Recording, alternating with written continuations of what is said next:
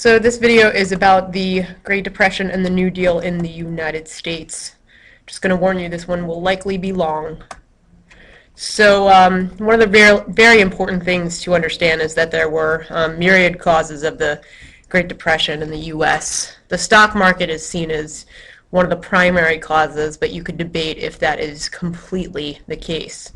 So the stock market cause brought on by market speculation, rising or inflated values of stocks. So in other words, value that may not have been true to value. The price was higher than what the true value was. And also buying on margin, which we discussed previously. We've also talked about the fall of the stock market and how the stock market truly bottomed out in 1932. So again, one of the most important things to realize is that the stock market crash is not the cause of the Depression, but rather a reflection of the economy in the United States as well as globally in the late 1920s. All right, this is a little bit of a budget graph, but it gives you a sense of this vicious economic cycle that is produced. So this is supposed to be an equal sign. And I mean, ultimately, here is the vicious cycle that perpetuates the Great Depression. If we have a stock market crash, then one of the things that has to give is the employment rate, right? I mean, ultimately, there is no ability to continue to have a wartime economy. So by 1933, about 1/3 of the wartime workforce, or the workforce in the 1920s, was unemployed. So 1 in every 3 people, all right? And that's nationwide. We could talk about how different demographics had higher unemployment rate. All right. Also, you're going to see a decrease in manufacturer spending or a decrease in purchasing power. All right. So this also results in large-scale layoffs. Also, if there's less cash flow, you're also going to see a decline in productivity, right? No longer can we manufacture at the same rate because there is less of a demand. So again, this kind of economic perpetuating cycle is another one of the major causes of the Great Depression. All right, other things, immediate causes, the bank failures. So realize that banks rely on deposits, and so if there's a decreased consumer confidence, this is going to cause people who would ordinarily invest in banks to actually save their cash. Also, many bad loans are, there's an attempt to recall them, but they're unsuccessful, right? The banks are unable to successfully recall all the bad loans with bad interest rates that they issued during the 20s and before. So this causes banks to be unable to repay their creditors or the account holders. And what this leads to is massive withdrawals. Many people don't trust banks. They go to try to take their money out, and many banks ultimately collapse. All right? Just some animation about hoarding, kind of people saving their money. Also the idea that speculation inevitably collapsed. All right? So again, we see this cycle, right? High unemployment, low production, and so on, right? So the cause of the Depression, we know, is more complex than just the stock market crash. All right, we also have to understand how Hoover's administration either exacerbates or maybe does little to curb the effects of the Depression. And this is up for debate. All right, one of the things is that the unemployment was on such a massive scale that the traditional forms of relief that the Republican Party in particular, but all governments embraced prior to the Depression, no longer worked. So one major example of that is that prior to the First World War, stereotypically the notion was that a family had a male breadwinner. There was a man who supported his household and a wife would not have to work. Now, this is a huge generalization, but what happens is when the economy bottoms out and there is such massive unemployment, there no longer can be that male-dominated household. This causes many women to seek jobs as well, and ultimately the unemployment is so large that it cannot support the kind of the mass amount of unemployment. If 1 in every 3, or in certain demographics, 1 in every 2 people were unemployed, it was virtually impossible to provide small-scale relief the way that they previously did. All right. Other things. Hoover, you could argue, was in denial about the extent of the Depression, the ways in which it's kind of, and this is reflected in his policy. So there are many congressional measures that are passed to aid the unemployed, but Hoover vetoes virtually every single one. What Hoover comes up with is something called the Reconstruction Finance Corporation, or the RFC. All right, and what this attempts to do is restore business confidence by pumping money into individual businesses, and it also is trying to make more government credit available. But what it ends up doing is it just helps prevent future bank failures. It really does little to make businesses grow because it doesn't make businesses confident enough. All right, other things. The bonus army protest. This is huge. So World War I veterans were guaranteed a bonus for fighting in the war. It was not due yet in 1932, but many World War I veterans gathered and protested in Washington, arguing that the economic necessity for their bonus was at that point. And because the bonus army was so massively organized, it ultimately reflected the dissatisfaction with Washington, and FDR, who was already campaigning heavily in 1932, witnessed the bonus army protests and ultimately came to the conclusion that the election was his. And we see that in 1932 with the landslide victory of FDR. All right. Another thing that's important to realize is that Hoover, despite maybe the idea that it was just the entire government, we can debate this in class, how much Hoover was to blame, so to speak, and how much it was just the general economic trends of the entire country, if not the world. But Hoover was frequently blamed, and hence the term Hoovervilles and so on. Okay, so FDR, we need to start talking about the New Deal immediately. I'm going to try to make this as quick as possible.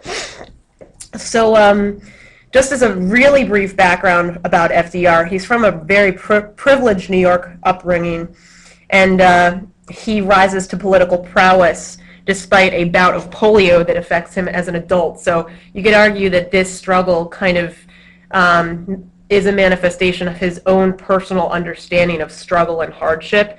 Before he is elected president, he serves 2 terms as the governor of New York, and prior to entering office in 1933, he puts together what's called a brain trust, which is a team of advisors that help him implement change. Now, the first 100 days are incredibly significant to FDR's administration. So first off, he declares a 4-day bank holiday. So in other words, banks are not open. This is an opportunity to reorganize banks, reestablish a solid amount of money available for withdrawal, right? Reestablish solid interest rates, basically restore confidence in banks. Not all banks reopen after the holiday, but the banks that are financially sound do. Another very important thing, which is not mentioned here, but here it is. Okay, fireside chats, right? FDR coined this idea. You could argue that many subsequent presidents have a similar way of communicating with their people, but this was an unprecedented idea that FDR went before his constituency and spoke over the radio about the current state of the country, rather than Hoover, who said very little. Also, Congress passes legislation to help strengthen the banking system, and really we can argue that the first 100 days of FDR's presidency can be summarized in one word: relief, right?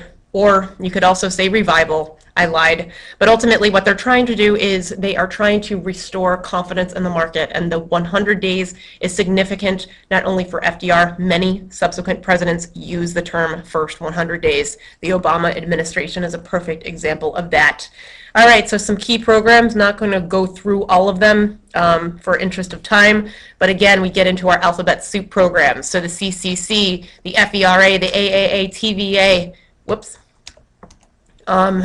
PWA, National Industrial Recovery Act, the NIRA. What I would do is look these up on your own, make flashcards, get an understanding of what, not all, but what some of these do so that you can write about them with an understanding and the ability to evaluate them. To what extent do they work? And we can talk about that more in class. All right, now, the New Deal experiences a lot of criticism, which is something that we don't always consider. All right, so many people, especially people from the right, argue that the New Deal was either socialist, or then people from the left, extreme left that is, argue that it did not do enough, that it was timid. So we see, despite how history maybe paints FDR as this incredible sort of untouchable leader, he was massively criticized in his time. Upton Sinclair, for example, actually runs a gubernatorial campaign. He calls for a government-run production system, which is a very socialistic plan. You might remember Upton Sinclair as the author of The Jungle from 1906. He loses that election, but it gives you a sense of how many leftists actually think that communism or socialism would be a stronger response to the Depression. I'm going to skip over Francis Townsend for interest of time. It's essentially a program for senior citizens.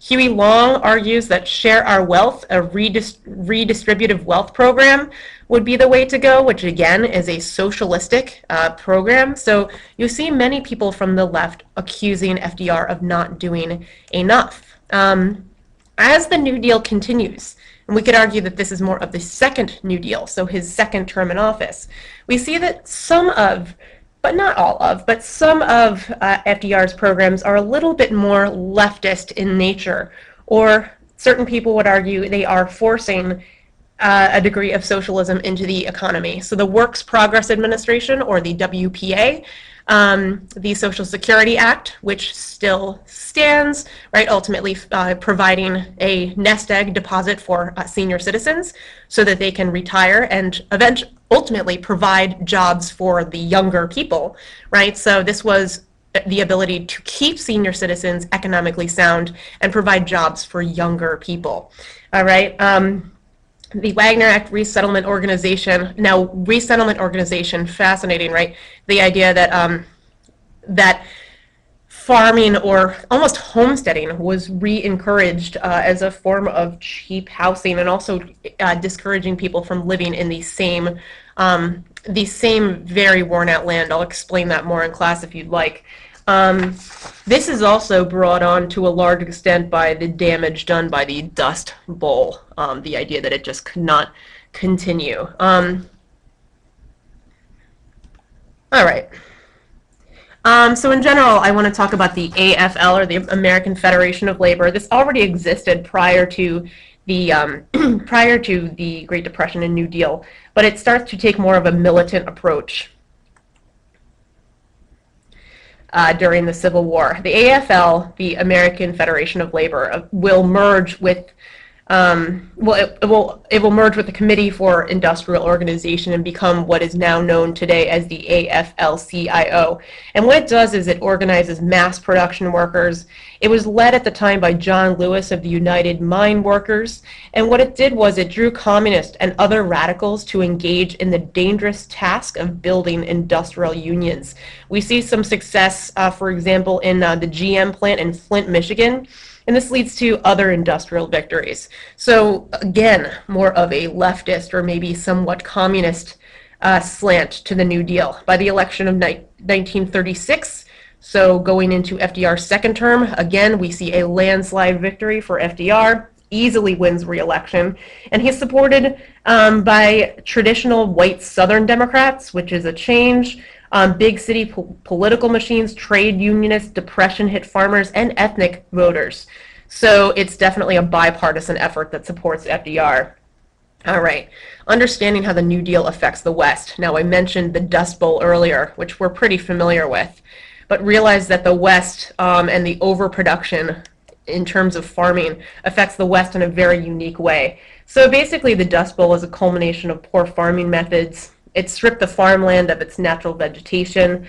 And what the government tries to do to alleviate these problems is it tries to help provide relief and instill better farming practices. So in other words, farmers were encouraged to plant soil-enriching crops instead of things that dried out the soil, like tobacco or cotton. The Soil Conservation Service was established, and what this does is it provides assistance to farmers engaged in conservation work. The Agricultural Adjustment Act, or AAA, provided subsidies to farmers who reduced their acreage. So the smaller your farm, the better. Also, a little bit about New Deal water projects. Okay, so ultimately, the important thing to realize here is that this allows, on the one hand, urban growth because of the ability to dam rivers and provide more hydroelectric power as well as fresh water. It provides for agricultural expansion and massive irrigation. We are talking specifically about the Colorado River area. The Hoover Dam was finished in 1933. What it also does is it promotes flood control, supplies low-cost electricity. So I said the Colorado River Valley, but the Tennessee Valley Authority was a well-known New Deal project as well. So using modern industrial innovations, people realize ways in which they can channel water to help restore economic and urban as well as suburban development. So in other words, if it wasn't for these types of projects, cities like Las Vegas, Phoenix, and so on would not exist. One thing that I missed about the Dust Bowl, just really quickly, is the wave of westward migration that takes place as well. So this is an image of what are called Okies, right? People from Oklahoma boarding a jalopy, an old car, and attempting to head west to California in search of better work. Most of them did not find it because California was just as affected. All right, so here's the Hoover Dam. All right. Okay, so actually, unfortunately, I'm going to skip this for interest of time, and it's not as large of a theme in the IB exam.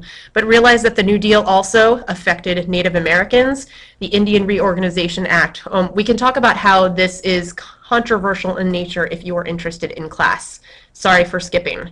The effect on culture. Well, many books in general. I mean, these are some, I would argue, one of the most famous in this, the Grapes of Wrath, also theater projects. Actually, many of these programs are actually sponsored by the federal government, and I will talk about that in a moment.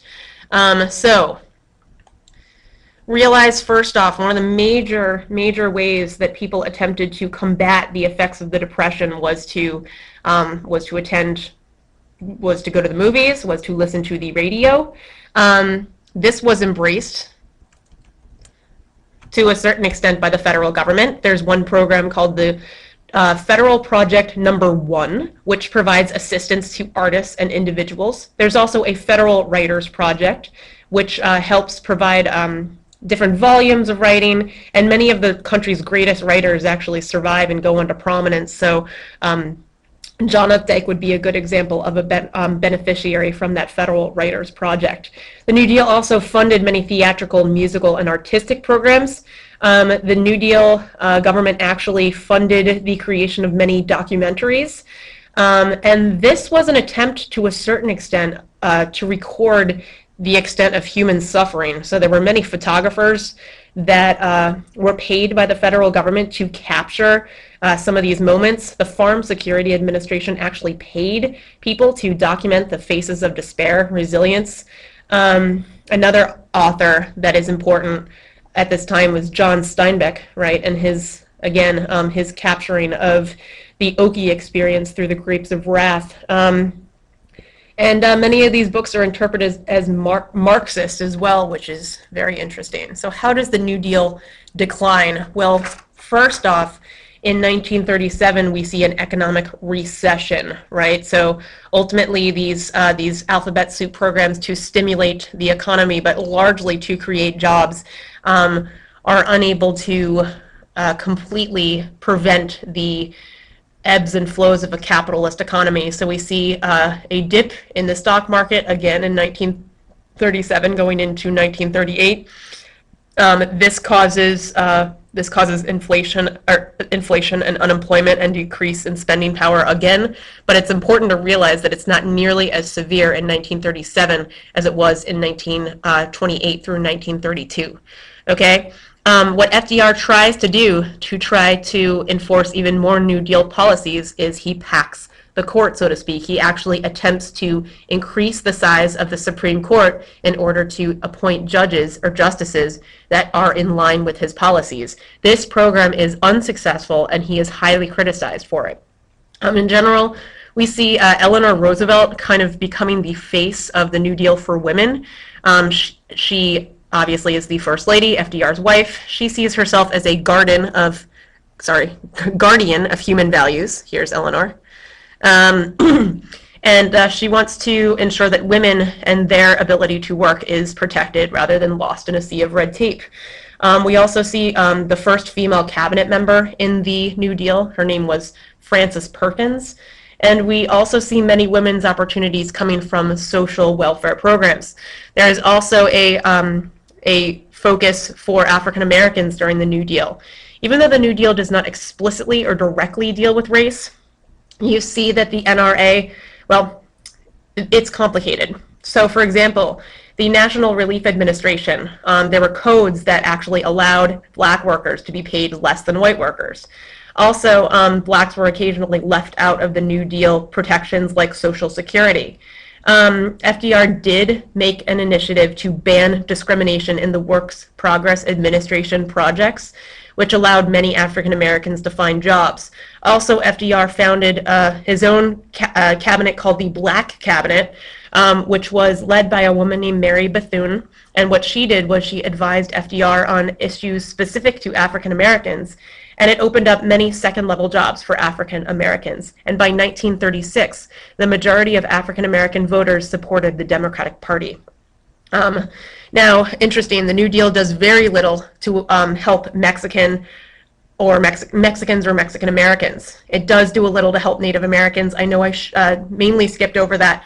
We can cover that more in class. The legacy of, actually, final decline, briefly. The final decline of the Great Depression, I mean, ultimately, in 1937, FDR is convinced that the federal deficit is too large. This results in a large-scale recession, again, 1937, and loss of popular support for the New Deal. And by 1938, 1939, the world is gearing for war again. In 1938, even though there are still Democratic successes in the congressional elections, we see that there are more Republican gains in the House and Senate. And in 1939, when World War I begins, it actually explains FDR's continued popularity, since during a time of war, many Americans rallied to support their president. Legacy, well, one of the things we should consider is how much of a challenge to capitalism the Depression was. It also shows how strong the executive branch becomes. Think about FDR's power here. It shows that the federal government is becoming increasingly involved in policymaking and relief, and it shows how the Democratic Party is changing in nature. And we can talk about all of this much more in class, but in the interest of time, let's cut this off. Thanks, guys.